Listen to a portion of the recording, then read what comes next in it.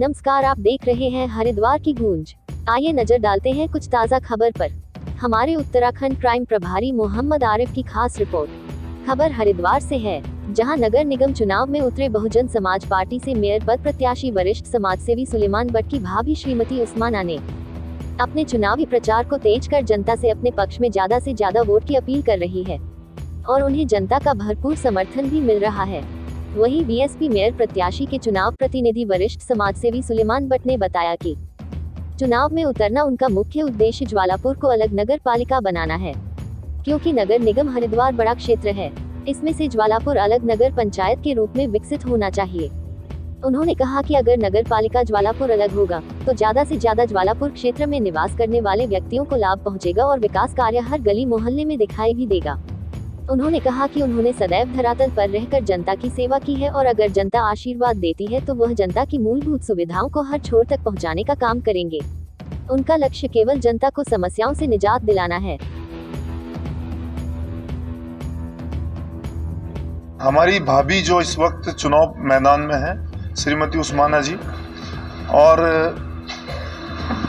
ये मैं आपको बता रहा हूँ कि हमारी भाभी चुनाव मैदान में है और हम लोगों ने संघर्ष किया है। जैसे आपको पता है, सभी यहाँ पर लोग जानते हैं कि हम लोग बहुत सामान्य से परिवार से आते हैं और अपना सिस्टम हम लोगों ने खड़ा किया है संघर्ष करके।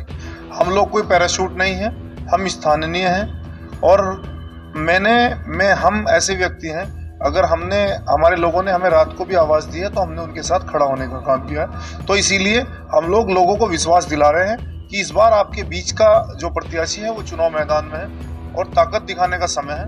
और बहुजन समाज पार्टी एक ऐसी पार्टी है जिसने हमेशा गरीब के बच्चों का साथ दिया है और उनको विधायक, एमपी, एमएलए और मुख्यमंत्री तक बनाने का काम किया। ये ज्यादातर लोग बहुजन समाज पार्टी के साथ हैं, यानी कि हमारे साथ हैं।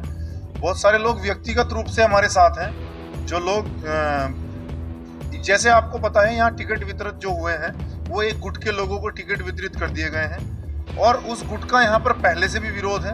उनके नेता का भी शुरू से ही विरोध था और अब क्या हुआ है, हमारे लोगों को, खासकर मुस्लिम समाज के लोगों को दरकिनार किया गया है। जो पुराने लोग थे जो 40-40, 30-30 साल से राजनीति कर रहे हैं, 3-3 बार के पार्षद हैं, उन लोगों का टिकट काट कर कोई सराय से लाकर किसी को टिकट दे दिया गया है, किसी को मुजफ्फरनगर से लाकर मेयर प्रत्याशी बना दिया गया है यहाँ पर।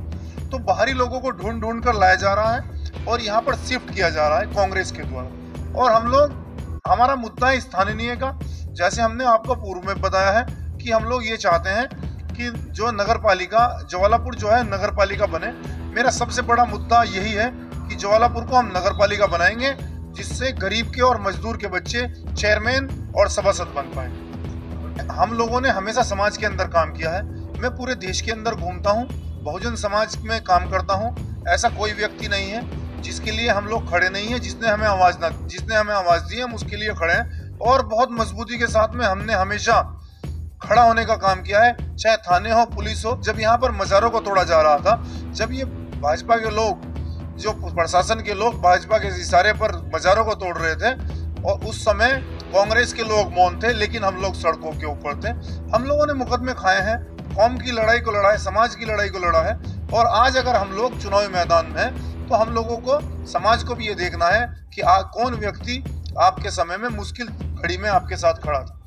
जिंदाबाद समाज पार्टी जिंदाबाद, जिंदाबाद जिंदाबाद, श्रीमती उस्माना जिंदाबाद, जिंदाबाद।